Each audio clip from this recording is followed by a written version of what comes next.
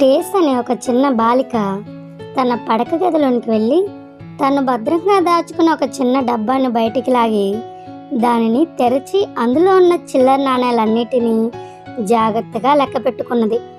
3 సార్లు లెక్కించింది. మొత్తము సరిగానే ఉన్నది, ఎలాంటి తేడా లేదు. మరలా ఆ నాణేలను జాగ్రత్తగా డబ్బాలో వేసి మూతను పెట్టి తలుపు తెరుచుకుని బయటకు వచ్చి దగ్గరలోనున్న రెక్సెల్ డ్రగ్ స్టోర్ అనే మందుల షాప్కి వచ్చింది. అంగడివాడు తనను గమనించాలని సహనంతో కనిపెట్టింది. కానీ ఆ సమయంలో అతడు చాలా బిజీగా ఉన్నాడు. శబ్దం వచ్చేటట్లుగా తన కాళ్లను కదిపింది, ఫలితం లేదు.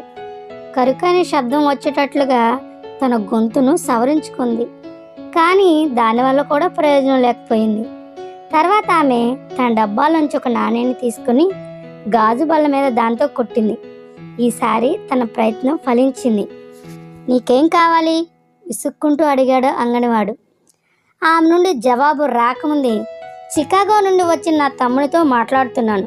చాలా కాలంగా నేను వాడిని చూడలేదు అన్నాడు.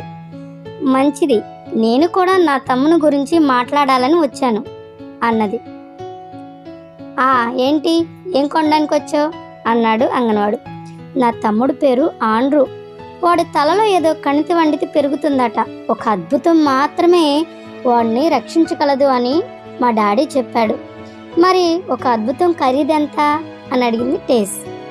చిన్న పాప, మేమిక్కడ అద్భుతాలను అమ్మడం లేదు, నీకేం సహాయం చేయలేము, క్షమించు అని తన స్వరాన్ని తగ్గించి అన్నాడు అంగన్వాడు. అయ్యా, దానివల్ల చెల్లించడానికి నా దగ్గర డబ్బులున్నాయి.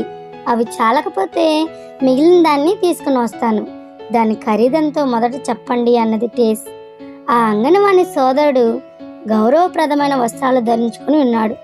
అతడు క్రిందికి వంగి, నీ తమ్ముడికి ఎలాంటి అద్భుతం అవసరం అని అడిగాడు. నాకు తెలీదు, వాడికి నిజంగా బాగాలేదని మాత్రం నాకు తెలుసు. వాడికి ఆపరేషన్ అవసరమని మమ్మీ చెప్తుంది, కానీ మా డాడీ దగ్గర అంత డబ్బు లేదు, కాబట్టి నా డబ్బును వాడాలనుకుంటున్నాను అని తన కండ్లను నిమురుకుంటూ జవాబిచ్చింది. నీ దగ్గర ఎంత డబ్బు ఉన్నది? చికాగో నుండి వచ్చిన వ్యక్తి అడిగాడు.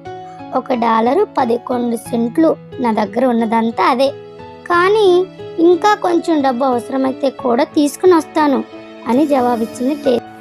మంచిది, ఎంత ఆశ్చర్యం అని నవ్వుతూ, నీ తమ్ముడికి అవసరమైన అద్భుతము ఖరీదు సరిగ్గా $1.11 మాత్రమే అన్నాడు ఆ వ్యక్తి.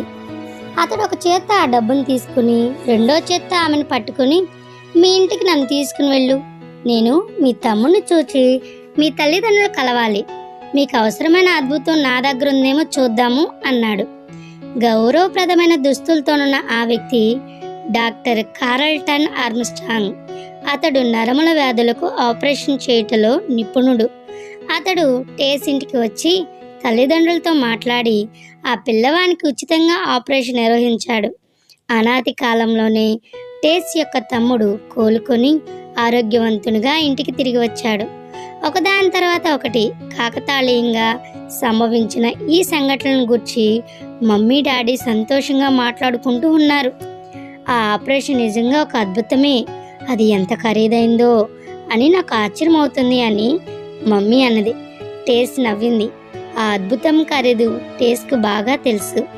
$1.11 మాత్రమే. దాంతోపాటు ఒక చిన్న బిడ్డ యొక్క విశ్వాసం కూడా.